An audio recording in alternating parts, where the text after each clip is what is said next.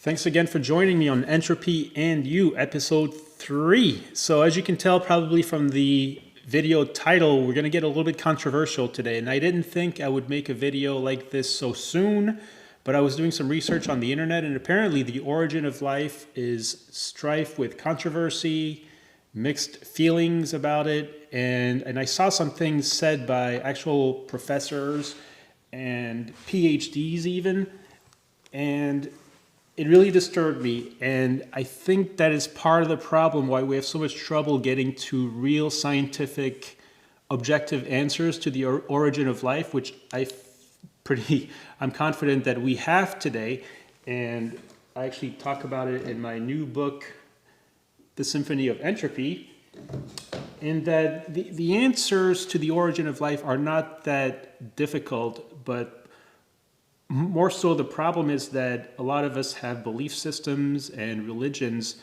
that actually conflict with what could be the reality or the truth. And so we live in this age of cancel culture, and I don't know if this is even allowed to talk about, but I'm going to, and I'm pretty early in this series, so we're going to find out what we're allowed to talk about and not allowed to talk about.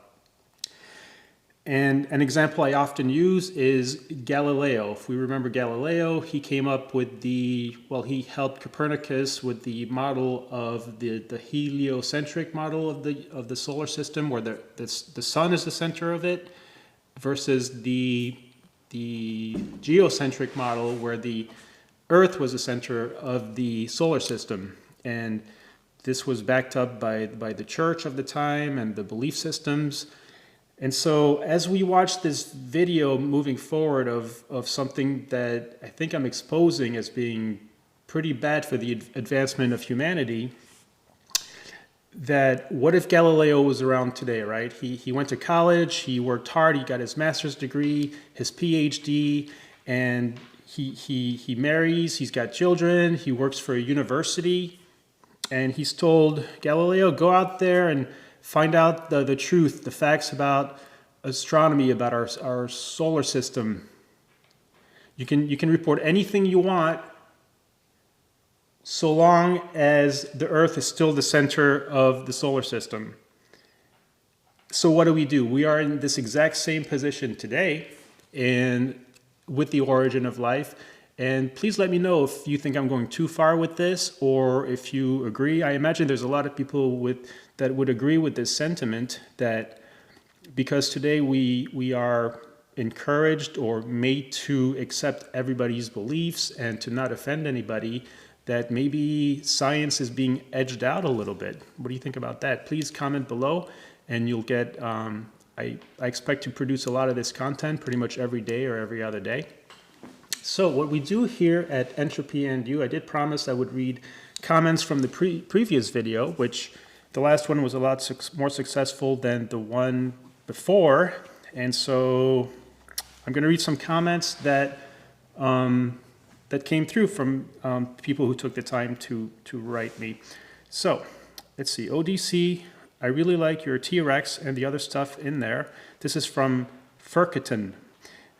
Did you buy them or build them? I noticed too the old computers you have in the room. They are pretty cool. I am trying to build a fossil raptor right now from wood. It will be about 2.5 meters in length. I should create some videos while building it. And I put, yes, a dinosaur was built at home with 3D printers. And actually on this channel that used to be called Days Post-Apocalyptic World, which I show how I live in this big abandoned building, I actually built this T-Rex from regular 3D printers.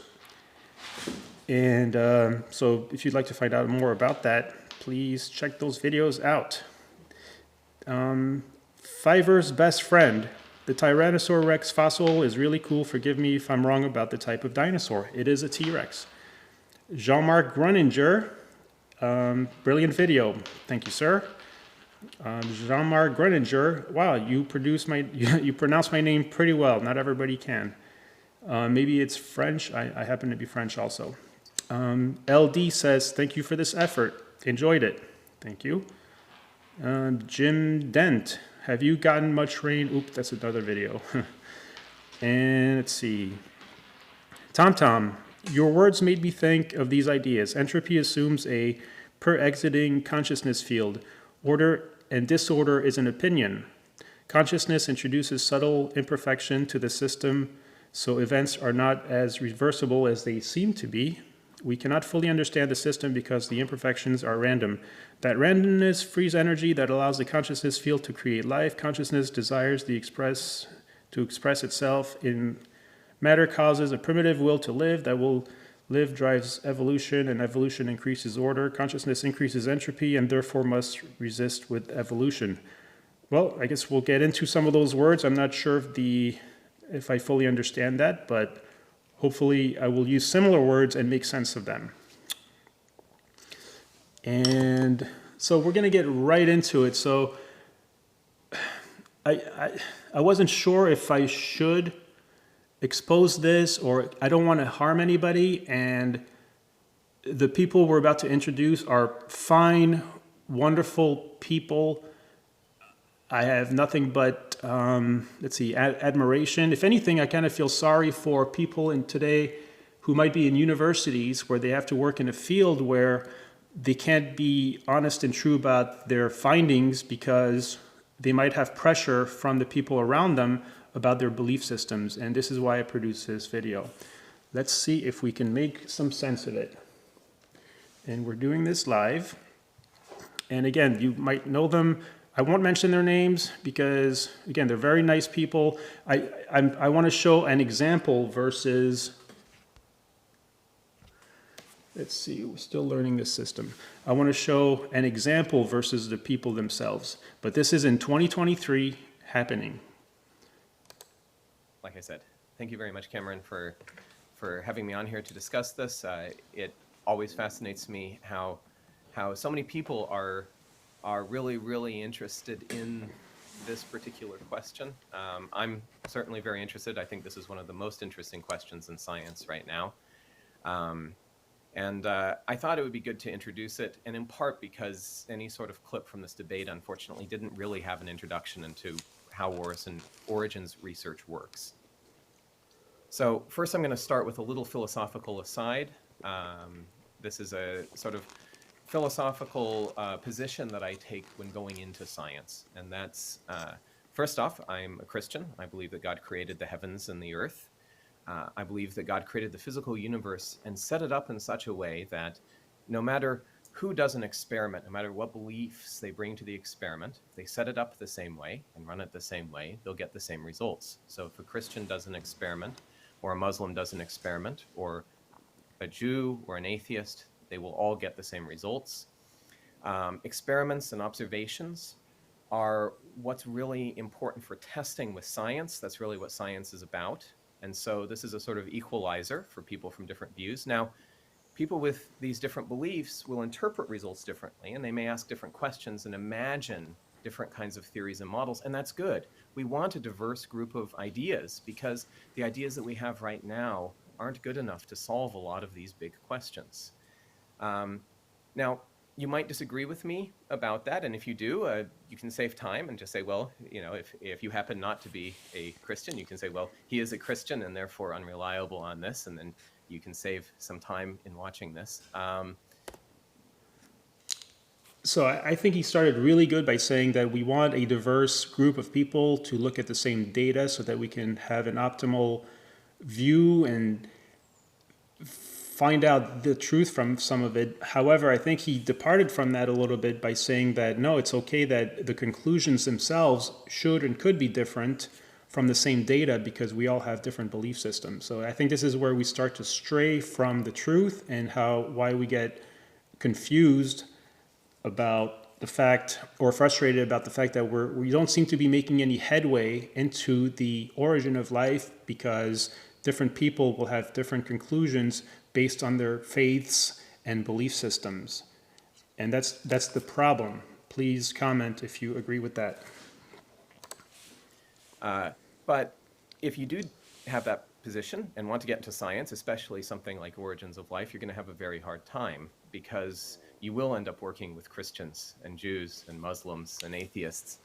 And not only that, but it turns out that the sort of beliefs that you bring in, even if they're not religious beliefs, if they're just beliefs about things that science hasn't settled yet, those sorts of things, there can be a wide variety. And if you choose who you're going to trust and who you're going to work with on the basis of that, it's going to be a very small group. And so I thought I would start with some quotes from certain researchers who are connected with origins.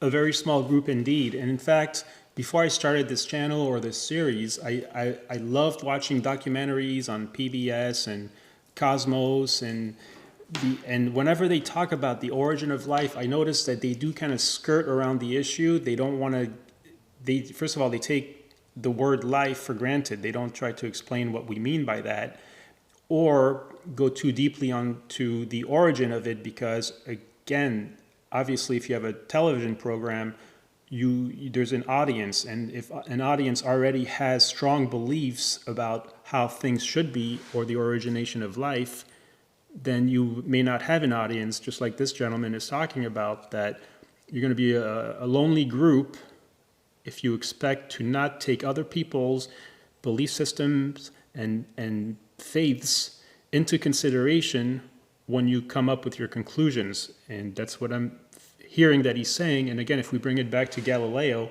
it's the exact same thing from hundreds of years ago where, oh my God, this person with a telescope or a few people with a telescope are finding this brand new absolute truth. And yet instead of being encouraged or praised for their discoveries, and there will be positive consequences for humans because of those discoveries, because it goes against the prevailing beliefs, they're shut down, harmed in different ways, and house arrest and things like that. So let's proceed. Involved with it in some way. And there we go. So I'm going to start with this particular quote. The origin of life field as a whole is unconvincing, generating results in toy domains that cannot be scaled to any real-world scenario. It's all the building blocks of life as it exists today. We're going to fast forward a bit. He went through some famous quotes from different people of different faiths, which is pretty cool. And the last one that he mentions is actually going to be our man Jeremy England, which a lot of the basis for my book, The Entropy of Life, the Symphony of Entropy, is based on. And he's one of my teachers, who happens to be, by the way, a rabbi. I guess that's the Jewish faith. And like him, I see no conflict in doing science and having my personal beliefs in God, and I meditate and I pray, and I'm actually on my knees. But I need to be able to separate the fact that my belief system and faiths and religion is very personal and subjective, whereby if I enter the field of science, I have to set that aside and say, well, now we're talking about thermodynamics, we're talking about physics, we're talking about coming up with solutions that, I like the example that we zoom out the camera and let's pretend aliens from another galaxy are looking at us. What would they see? What conclusions would they come up with? And those would be objective and not subjective from the human point of view. A quote I often use in the book is the fact that we are both participants and observers of all of this. And sometimes our participation is so deep and deeply entrenched in our beliefs that we're unable to accurately observe the reality. More positive view. That's Karen Oberg. So maybe if you were big on origins of life, you'd like to work with her. But as it turns out, she is a practicing Catholic, and maybe her Catholic views influence the way that she does science too much for you. Finally, here's the most optimistic view that I could find. You start with a random clump of atoms, you shine some light on it for long enough, it should not be so surprising that you get a plant.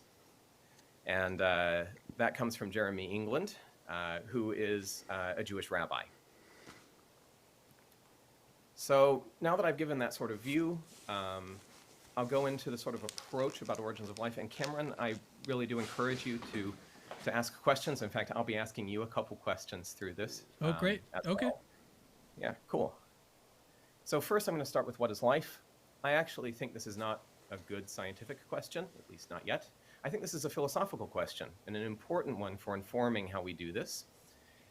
And I present this really nice book by See, right off the bat, you can't do that. You can't say we're entering a science field, we're looking for facts and objective truths, and say that what we're looking for is going to depend on who you are, or that it's an opinion. We're right off the bat, we're going in the wrong direction, and this same nice gentleman down the road, he's going to I don't know if it's complain, but he's gonna say that I don't know why it seems like the closer we get, the farther we get. So in other words, the deeper into the hole we get, the farther we are from a true answer of the origin of life.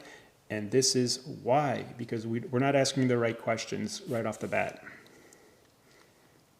A philosopher, a professional philosopher out of University of Colorado, Carol Cleland, who wrote a book about why we shouldn't worry about what the definition is yet. She builds a philosophical case that I find mostly compelling, but I would encourage the philosophers viewing this to dig into that. Fortunately, I don't think we really need to answer that to start digging into origins. What we really need to ask is, what does life do? I'm going to give first the sort of physics perspective. So life we can look at in a sort of general unit of the cell. And the cell will take energy in and release heat. And it does so in a way that is very, very good at generating entropy. And it has this really fascinating, bizarre property that it makes copies of itself.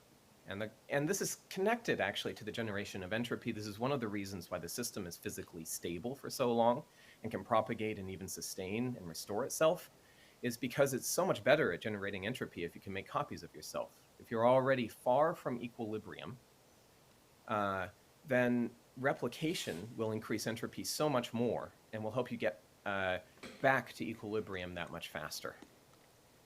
And these are ideas that have been explored by Jeremy England in a paper about the statistical physics of replication, and a great book called Every Life is on Fire, How Thermodynamics Explains the Order. Okay, so he started off kind of shaky with the fact that we have to recognize different belief systems and religions. Oh boy, I know what happened there. That camera is supposed to be on a timer, and let's see if we can, sorry about that. So he started off kind of shaky with the fact that different people of different faiths are going to come up with different conclusions on the origin of life, which that's bad. We need to set our personal feelings aside if we're going to look for the truth. But then he did something great there, because the answer is right before him, before he gets muddled into a lot of things that he doesn't need to say. So here's the answer in front of us, right from our man Jeremy England.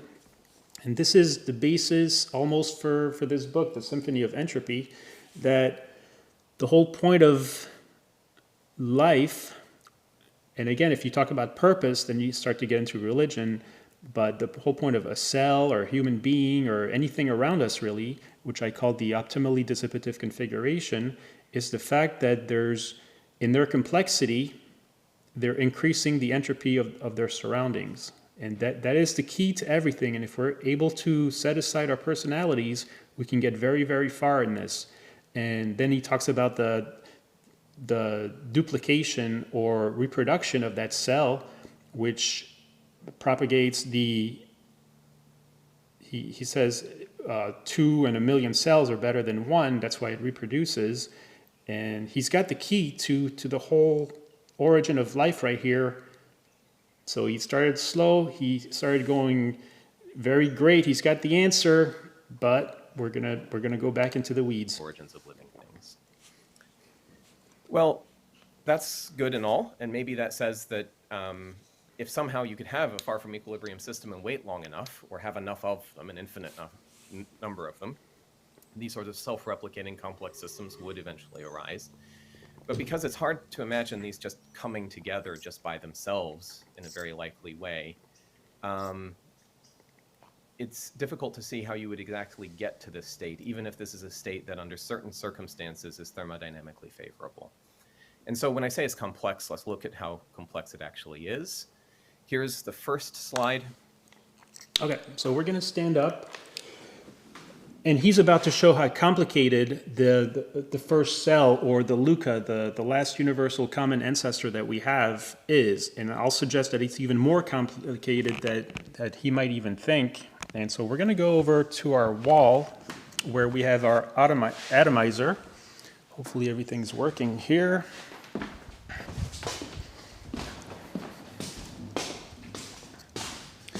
And we're going to talk about how he mentioned that, granted, that first living organism that's about 3 to 4 billion years old, how complex it is. He can't imagine how initially the initial systems could have come together. And this I call it the atomizer here. I put that together in order to show how complex everything actually is or was at the before life. And so it's hard to imagine things getting together and getting organized, but before we had the first cell, this thing is demonstrating, we'll pause here, how these represent molecules and atoms in like the primordial ooze or whatever, and about millions and millions of molecules and atoms fit actually on the head of a pin. So what we're saying is that imagine the size of a head of a pin multiplied by the whole circumference of the planet Earth, and also the depth of the planet Earth in the oceans, and how many trillions and trillions of infinite possibilities of atoms that is being shaken up all the time. And they do self-organize into complex systems, starting very small and evolve more and more, in such a way that they can do that very diagram that the gentleman was talking about, where they organize in such a way where if there's energy to be used up or freed, that's where they will gravitate to.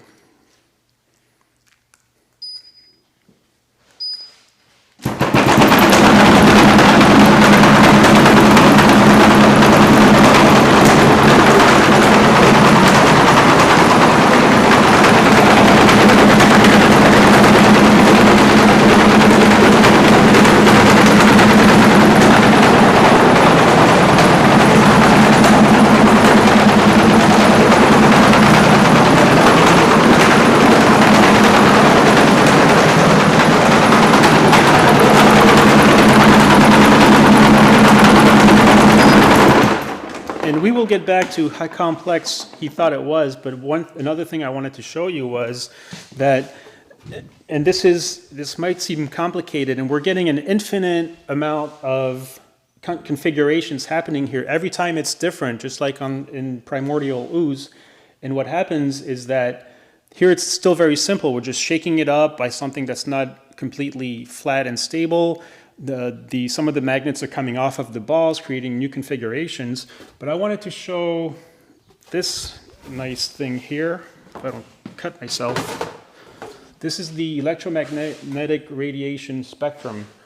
And I'm going to show you this. It shows pretty much an infinite number of wavelengths and rays, from gamma rays to X-rays to infrared to radio waves, all bombarding every single molecule to some extent, molecule and atom, for billions and hundreds of millions of years before the first life. And that's why that's why we cannot reproduce it in a test tube, but the overlying idea is still there and it still exists. And as long as, if everything's working okay, I'm going to get into the next big thing that we don't really want to talk about,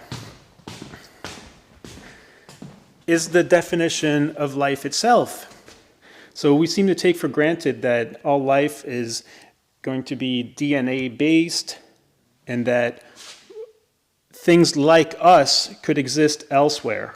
And they're going to get into it a little bit, how improbable it would be for, let's say, human beings to exist on any other planet.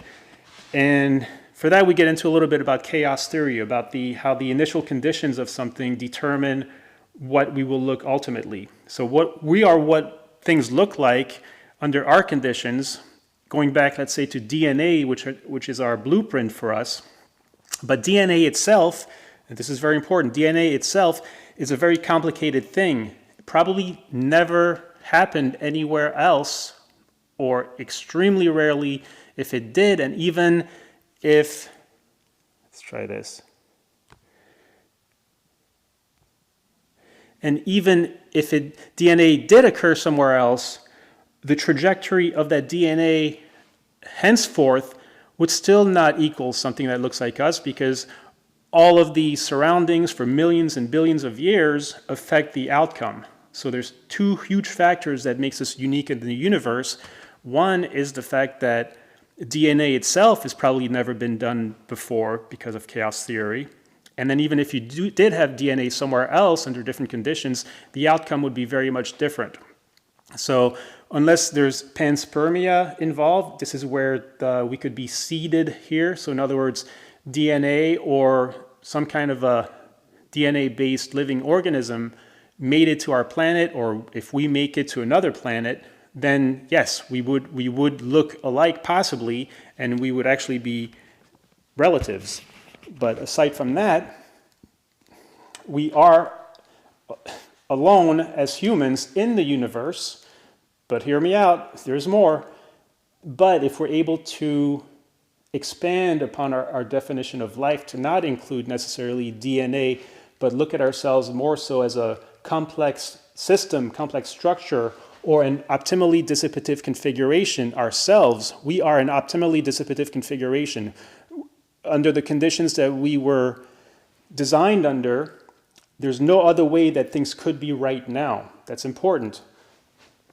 And just like this dinosaur here on this desk, whether it's this plastic one or the original one, it is here for a purpose. It didn't just come out here randomly. This was designed so that kids or myself could have fun with it and show it like that. But in the same way, if we're able to say that, oh, so now if we're looking for extraterrestrial life, we're looking actually for complex systems that are, and then we can redefine it. But currently the definition makes it such that we're kind of looking for more of ourselves in the universe. So I just saw a documentary on Venus or Mars, and actually, if we're not looking for a DNA-based life, let's say, but more so complex systems that reproduce themselves, well, actually that opens up the world to a lot of things. So for example, weather systems, you could see how sometimes a smaller tornado comes from a bigger one, and so forth. So I encourage us to open our minds up and to realize that as complex and as unique we are in form, that we are not the center of the universe, and if we're looking for life, we need to start looking for things that aren't exactly like ourselves. And I do go over this in my book, The Symphony of Entropy, available on Amazon. So let's get back to the desk. Let's see if I can manage to do this.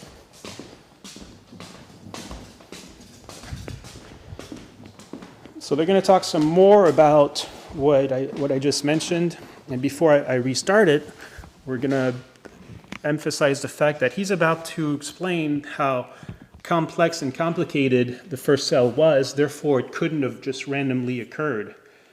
And I'm here to suggest that it is that complex and more even, because of all the things bombarding every atom and molecule, but that it all happened naturally. We weren't destined to be here, is another maybe controversial statement that I'll make.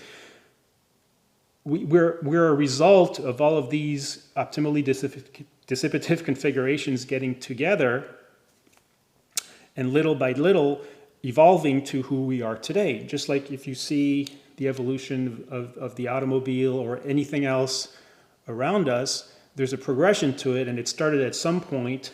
Well, sometimes we can't find the exact point of origin because it's a very complex thing, but that doesn't mean that if we don't know something, then I can fall back on a story that I make up. That's the problem. So when we don't know, we make up a story, and that story is usually human-centered and self-centered. While it might bring us comfort, and it's a nice thing to tell our peers and our children, that when the science catches up to that, then we're in deep water. We're in a pickle. And that's where we are now with the origin of life, and that's where we were with with Copernicus and his heliocentric model. And let's see if I can do this now. We're going to go here. We're going to stop this. Okay, let's try this. Many of these slides are actually more meant to intimidate rather than to express understanding, except just to express understanding that life is complicated. So this Yeah, is because this one, I mean, on the screen here, like I don't even think that people can read like all the words that are on this. It's just small. I wouldn't worry too much about that, except just to describe the sort of idea of this, is that what this is doing is this is a cycling through of 3 carbon, 4 carbon, 5 carbon, 6 carbon molecules. And basically what it's doing is either it can run one way or the other. In one way, what it does is it takes energy and it builds all of the building blocks that life is made out of. You can also run it the other way, and it can take molecules and break them apart and get energy that it can store. And even this, you might say, well, this looks relatively simple, a little complicated, and maybe a little difficult to imagine how all these reactions would work without enzymes, without something that could help move these reactions forward. But they can't just work by themselves. They actually have to make those molecules. And so you actually need to extend the network. This is what Wu and Sutherland have proposed as the minimum network that you would need for doing this. This is a lot more complex. But this might get you all of the different building blocks and ways to hook them together, running this sort of chemical energy cycle. But maybe this is too simplistic. No one's actually done this in a lab or anything. This is just a hypothesis about the sort of minimum set of reactions. The actual answer is probably somewhere between this. Oh, and there's our citric acid cycle again. It's still there. And this. And this is the method for building these for E. coli, and would be very similar for LUCA. LUCA means last universal common ancestor. Wait, what am I looking at? This is the map that you need in order to get E. coli. Is that what you said? Yeah. So this is. Is this from the atomic level, or are we like going from atoms to? So this would actually take in a particular chemical energy source. So you could imagine, for example, in LUCA, the way that this might work is that there would be. What is LUCA? Last universal common ancestor. So that's what we are all related to. When you talk about it from the Darwinian perspective of all life has a common ancestor. This is the last universal common ancestor. So LUCA, it's as far back as we can get using our knowledge of biology and genetics. Before that, we don't know. Okay. And Which, by the way, is a great advancement. See, that took a long time to get to. Let's say when Darwin suggested that we evolved from monkeys or from other primates, people were aghast. They took offense to that because of their belief systems. Over time, most people today are okay with it, and then as science progresses, we have to change our belief systems again, because now we're going back literally 3 to 4 billion years ago that we have a common ancestor, which it's great for science and advancement of mankind. But at each point, we have to reconsider our personal beliefs, which usually puts us at the center of the story. And again, please comment below if you feel strongly about this also. Am I the only person talking about this? When I look for videos on the origin of life, we seem to kind of skirt around this issue that it's difficult to talk about because we're afraid to step on toes, and we have to walk on eggshells on the topic and not make advancement because we are afraid of what people will say. And already right at that quote simple life, things have gotten, as you can see, incredibly complicated. What this really represents is LUCA might have gotten its energy by a gradient of charge across its its cellular membrane, and it would have used a molecular machine called ATPase, which rotates based on that energy gradient, and would have put together what's called adenosine triphosphate, a particular energetic molecule, and then it can break that molecule apart and then build all of the building blocks for DNA, RNA, proteins, the membranes themselves, allow for cell division, everything else. And this is just a metabolic picture. This is just showing how that energy works out to getting to all the places that build this. This does not represent the entire complexity of the cell by far. This just represents that sort of energetic network, this series of chemical reactions that have to happen in a certain sequence for those things to take place. Mm. But the idea is, though, that if you got all the building blocks and you have enough time, that eventually this is going to happen? Yeah, that's the... you certainly would not... See, they're kind of laughing at it because then it promotes the belief system that indeed we needed divine intervention to get to that point. But the answer is that it's that complicated and even more. And yes, the Mother Nature, the law of the universe can handle it. It didn't get to that point overnight.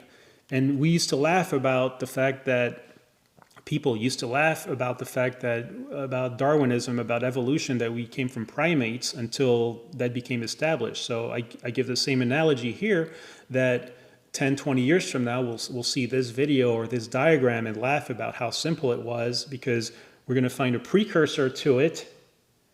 And this is where we get into a rabbit hole that they talk about later, that the more back we go, the more confused we or they get with belief systems, because now we're going to find the precursor to what we're seeing in this diagram here, and we're going to say, okay, this is RNA or DNA or whatever the next thing is, and they're going to say, but what created that? And we're going to keep going backwards and not make any progress. In my opinion, the exact configuration of whether we're able to reproduce it in the lab or not is arbitrary and not important or not critical to the overall theory that in optimally dissipative configuration, things do emerge and evolve in this way, even if we don't know the exact configuration initially. And I actually prepared something for you for that. To give an example I'll give the example of let's say you don't know what a sewing machine is. Let's see if this works. This is new for me. So you've got a sewing machine, and let's say you find one somewhere and you want to know where it came from, why it's here, and we don't know anything about, this is like hundreds of years in the future. But because we know about ODC, because we know about optimally dissipative configuration and how evolution works, we can, pretty good, huh? We know, even if we don't know how the sewing machine was made, we know that if it's here and if it's on planet Earth and there were humans, that it was constructed and built and evolved for the purpose of, in this case, putting textiles together so people can have blankets and keep warm and survive and all that stuff. There's no confusion about that. The analogy I want to present to you is that here we're getting hung up on the details. So for example, somebody could say, no, you can't say that, David. You can't say that you're sure that this is what a sewing machine is and how and why it evolved, because there happens to be a driving belt in it somewhere, or a very complicated part or system within the sewing machine that we can't know exactly what factory in India, let's say, or China it came from. And because we can't know for sure or reproduce what factory or materials the original sewing machines had, that we can't say for sure that we know the origination or how the sewing machine came to be. Please comment if you either like that or agree with it, but that's the analogy I give to people who try to find the exact reason or method or get hung up on the details of the origination of life, because they can't duplicate it in a test tube. It doesn't make a difference to the overall theory or mechanism of how we got here just because we get hung up on a small detail. And by the way, a convenient detail, because then it means that, we don't know how to reproduce it, therefore my belief system is true.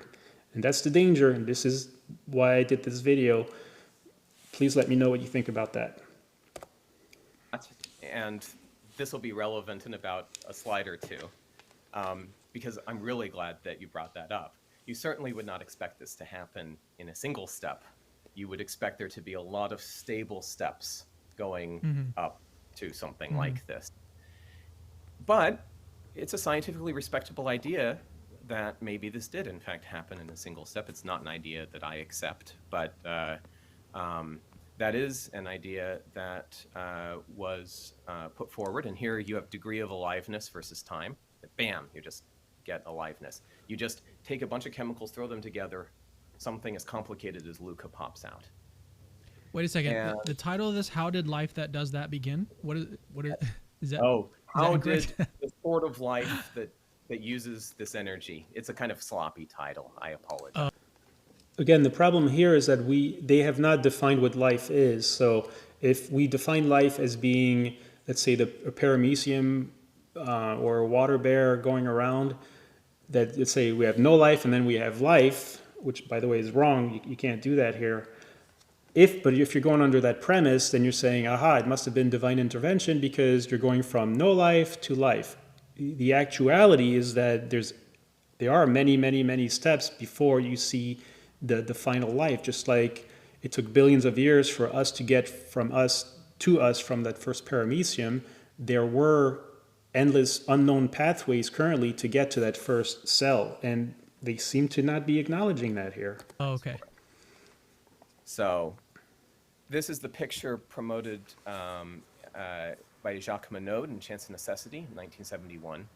His sort of picture is that it really was just a chance occurrence, kind of like the 747 that comes out of the junkyard with the tornado. And on this basis, he thinks we're probably alone in the universe, probably wouldn't have happened anywhere else, so unlikely. And in addition, Holy cow, I missed that the first time I watched this video. He just mentioned a 747 coming out of a tornado, and I wasn't sure where I came up with that 747 example, but I had heard it when I was younger that you can't just have the parts of a 747 coming together without a creator, just like we are. But so by studying that question for a long, long time, I wrote my book, Symphony of Entropy, and today we have a connection between the construction of the 747 being a useful tool for us to exist and to thrive, and hence increase the entropy of the system around us. In the same way, we slowly got built out of the laws of physics and thermodynamics. Nothing needs to be added for us to be here, is maybe after I'm no longer here, that's a quote, you can quote me on that. The universe is that beautiful, it's that complex, it's that enchanting that we can be here without creating a human-centered story around why we are here. Please, again, am I off? Am I the only person thinking this? Please comment if you encourage that kind of talk. It's useless to study in the lab because we'll never be able to reproduce those sorts of conditions. That's again. true. We just have to stick with life as almost sort of a brute fact and move on from there. Jacques Monod, founder of molecular biology, one of the founders of molecular biology, one of the great scientists of the past, but really did hold to this sort of view. If you do hold to this sort of view, you probably won't start working in origins. No, so he's kind of right that our configuration of life here on Earth is unique. Again, if we go back to chaos theory, and so that's where you might have heard the wings of a butterfly affecting a hurricane across the world. And the idea is that the initial conditions are so critical and far away and unpredictable from the end result. And maybe that's one of the concerns with belief systems, is that we need to start with us and see how we got here and see how impossible it is, whereby if you look at it the other way around, we could have been or not been the final configuration, but the fact is that step by step, we ended up being that. And maybe that's controversial itself to suggest that we weren't destined to be here, we just are. Making me super skeptical of origins of life research already in a matter of like 3 or 4 slides. All right. Well, here we are. I'm sure I'm not the only Why one would watching this. anybody Like, do this? Yeah. Well, it is a very hard problem, and yeah. Well, I'm and seeing that now. but one of the pictures that you kind of have to take of this, if you do think it's solvable, is that um, there are these points of stable systems that are a little bit more complex than the one before, that will eventually get you to something like a self-replicating system capable of Darwinian evolution, which will be way, way simpler even than that last universal common ancestor. The protocell, whatever it is, will have to be much, much simpler. And this is a slide from John Sutherland's opinion paper. He kind of emphasizes this is probably the current state of the field. And we are a very long, long way from anything like Luca. The way that he described it to me once is it's like the difference between standing on the second story of a building to the first story versus the first story in the center of the earth. This is a very, very long way. But once you get to that replicating system, then you can start to invoke some of the real potential for Darwinian evolution to take over, and that's where I would stop talking very much and pass it over to someone like Seigart to talk about what potential there would be there. But even that is a long, long way to go. One of the misleading things about this picture is that we've only done that little bit of the beginning work. We've actually done a little bit of work all along potential paths to get there.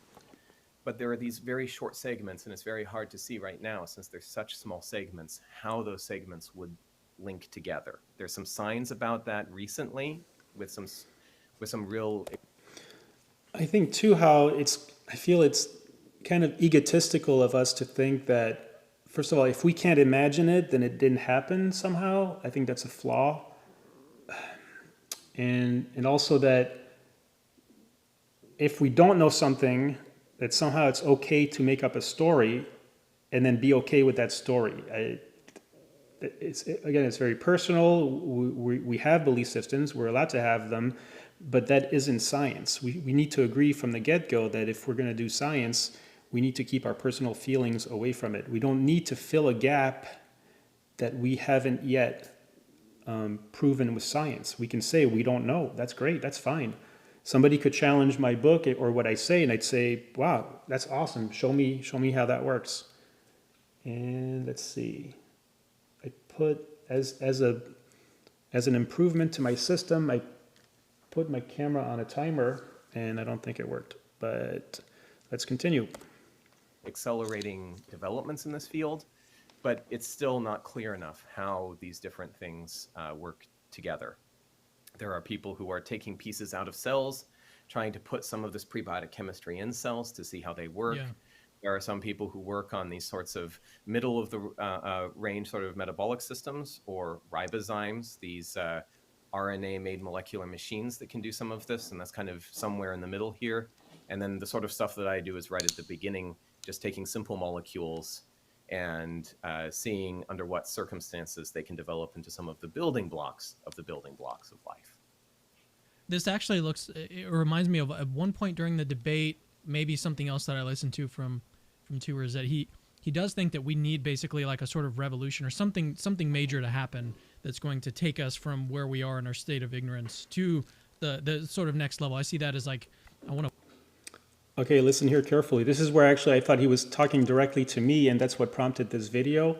He's about to suggest that we need a new revelation. We need a new, well, let him say it. Point to the screen, but that's not going to help the audience. Where it says major system innovation, I suppose that's where like we're expecting to have someone like an Albert Einstein come in the origins of life community to shake things up and propose a completely new, crazy way of thinking. And then we're going to get to the next step, next level. Still not going to have everything figured out at that level, but then it's just going to kind of go as we wait for new brilliant minds to come along. Yeah, no. And yes, and that is what I'm doing. And the key is, though, and I'll say it again, the key is not that the answer is difficult. The problem is that we are in the way of our own progress by having let's say, older ideas and belief systems that directly contradict the very question that we're asking. And so we're going to come up with wrong solutions. That's the point. And I think he might suggest that the deeper we go, the farther away from the problem we get, and that's the point. If we're looking in the wrong direction, it doesn't matter how much deeper you get, you're still going to get an incomplete or wrong or frustrating answer. But if you ask the question correctly from the get-go, you're going to find a solution actually very quickly. But we have to get over ourselves. I think that that's very close to what John Sutherland is trying to suggest in this picture, is that it's not even just one major system innovation, but it's multiple. And one of the big ones that a lot of people are working on right now is the origin of the genetic code. That would certainly be a major system innovation. There's some really interesting progress in that, but that's not what this talk is about. This talk is much more catered to a much earlier stage, which is much more what the debate was concentrating on. Yeah, well, what about Tour's claim that the target is moving further away? He mentioned this a couple times during the debate as well. The reason I know all this is because I unfortunately had to watch the debate several times before we filmed this. So this debate that they're talking about is actually my initial research. I was going to comment on this famous debate with Dr. James Tour and Professor Dave, and it was, maybe I'll do the next video on it. It's a famous recent debate that happened in a real university with real professors that was kind of a mess, and it was controversial in itself, and maybe I'll do a video on it in the near future. But currently, this is what they're talking about here. And he's acknowledging the fact that it seems like the more research we do, the further we seem to get from the answer. And that's important if you're looking in the wrong place.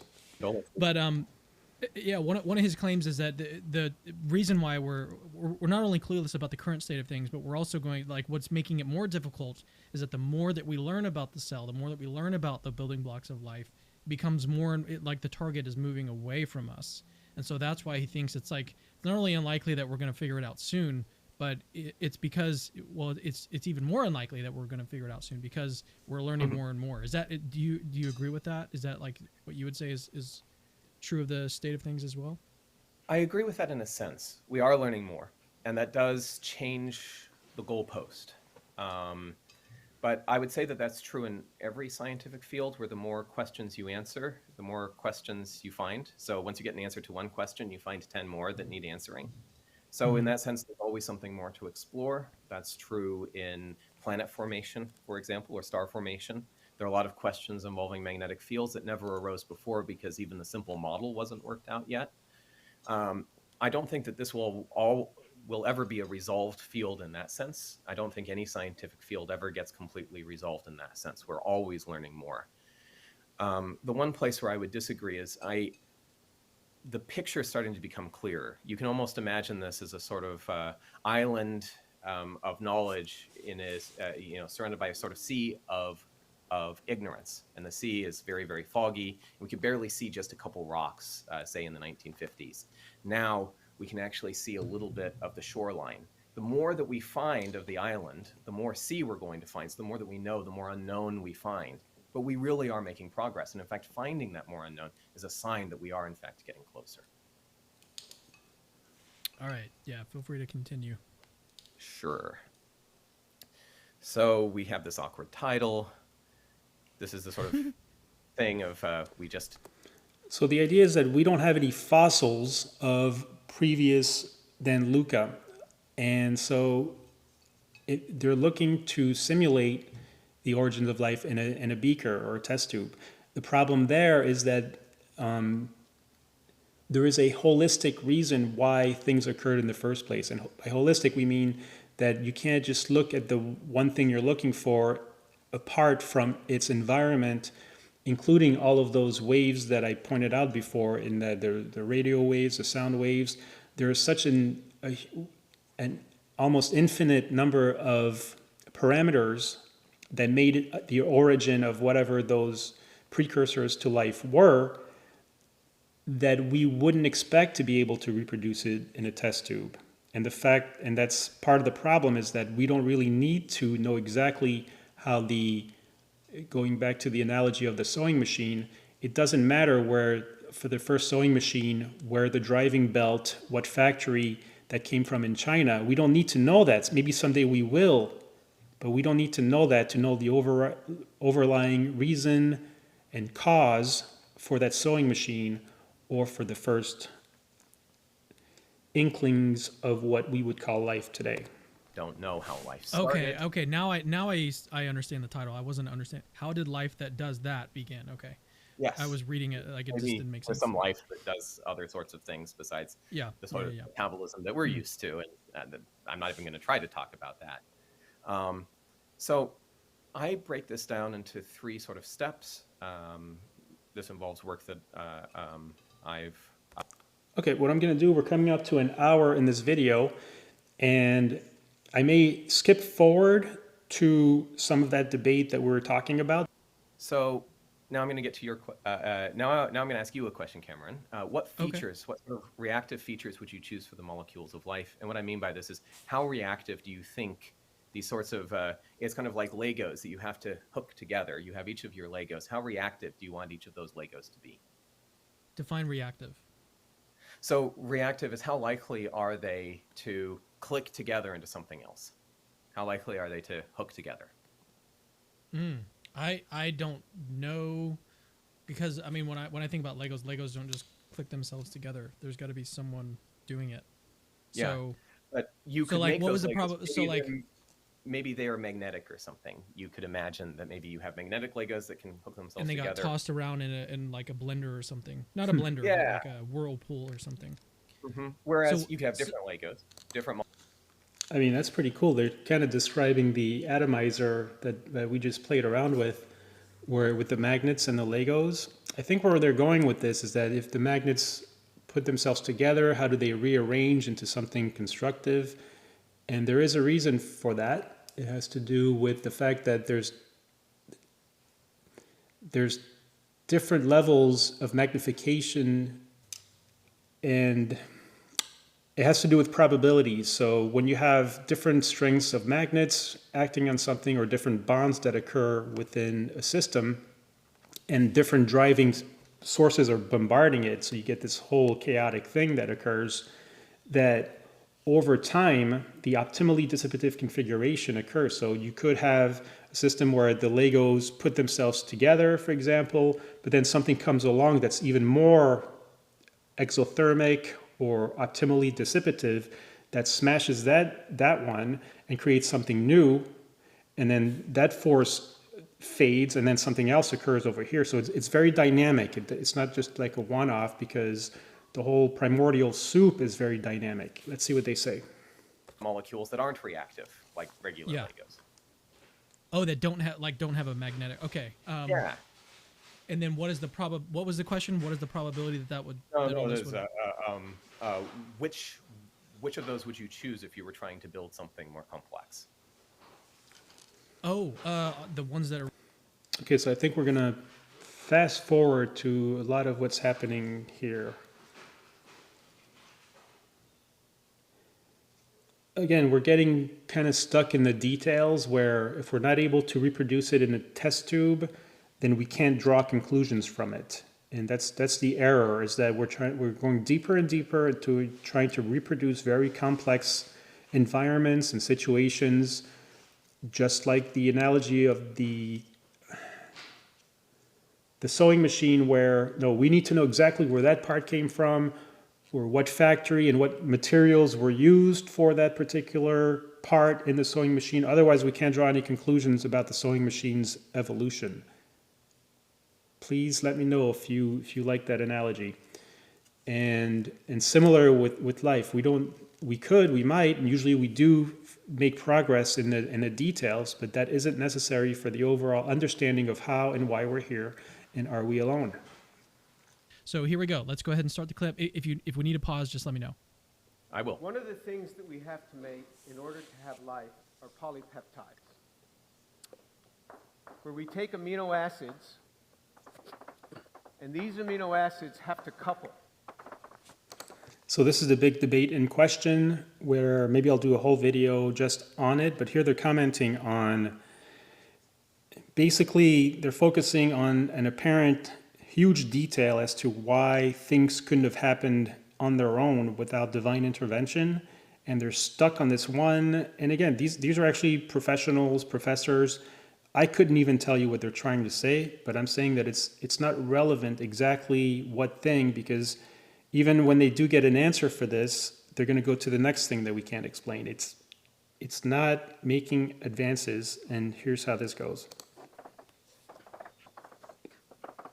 And when they couple, it will form a dipeptide.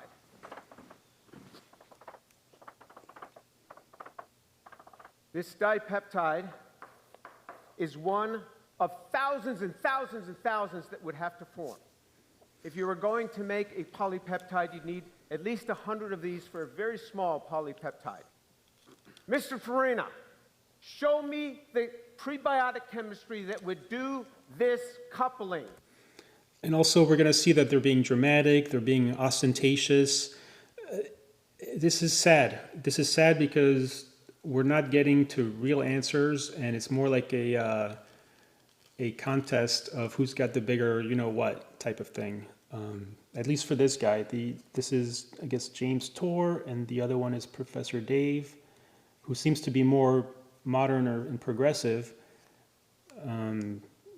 But this is what prompted me to make a channel like this, because if this is where science is going, then there's actually a huge vacuum of opportunity for people like me to kind of step in and be like, hold on, guys, is this really what we're doing? Are we that deep into the culture of not, or even believing that, so you've got that science is a belief system, that it's just another belief system is science? Come on, what are we doing here? Be my guest. Okay. So should we pause here, and I feel like a comment from you might be helpful. I don't know. Actually, I don't think quite yet, unfortunately. Ideally, this would be the perfect place to start talking. But unfortunately, Dave Farina, either because he just wasn't listening very carefully, he was just ready to jump in, or because he missed something about the chemistry, I don't know which, brings up a paper that's useful to look at, but is actually irrelevant to the problem that Jim Tour just brought up. But we should probably wait until he brings up that particular paper, and then we can pause it. Got it. Yeah, I don't need the board.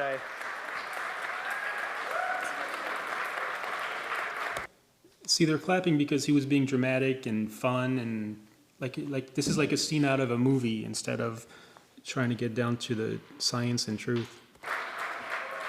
So this was my second prompt, so I guess we'll circle back to this. But yeah, you keep going, show me the references in your content. But so you're missing a mountain of research, literally a mountain of research that demonstrates this. So here's one. Condensation of amino acids to form peptides in aqueous solution. So we've got sulfur-4, oxidative mono. Carbonyl sulfide mediated prebiotic formation of peptides. There's another one. That's the one. That All right. And Jim is about to jump in and say, that's not answering my question. And in that case, he would be correct. But let's actually go into that, because that's actually The other thing that happens is that now they're getting so deep into the narrative and the conversation that it excludes pretty much 95 to 99% of the population that can even speak on it, because they're in a world that so few people know about, that now that reduces the amount of people that can step up and say, hey, you're wrong. And again, that's a strategy, a bad strategy. The overall concept of life and the origin of life does not rely on us knowing those very small details. maybe nicer introduction into how some of this chemistry can actually work. This is going to get a little bit more complicated. It's hard to avoid when looking into these things, but just remember the basic principle. You have to get rid of water, and either you do that by drying things out, or you can do that by removing the water piece by piece. Should we continue playing, or did you want to comment further? Oh, no, I'll go through a couple slides. Okay. If that's Oh, you have slides set up. Oh, okay. Oh, I'm sorry. I could just talk through it, I suppose. Nope, that's okay. So we're now going to do something here. We've been at it for over an hour now, and I may chop this up slightly because No, I'm kind of new at this. And so thanks for watching. I want to acknowledge a few things, please. I did mention that I'd like to make some friends on here. That sounds kind of weird. I'd love to talk to people who watch this whole video and have opinions on it. And you could be part of a regular conversation with me, either through the messages, or we can even go live and have a conversation. That's what I'm looking forward to. I live in an area that maybe not that many people are into this, but I imagine in all different countries of the world, there's some people who are really enjoying this type of conversation and open dialogue on things that are rarely talked about. And maybe we can even make some progress overall as to if we can get deeper into accepting real and tangible solutions to this whole thing of the origin of life and what are we and are we alone, for which I think we've got some great answers today, but do we have the platform and the opportunity to speak about it? So thanks for joining me. There'll be much more very soon, and I will see you next time from Entropy and You.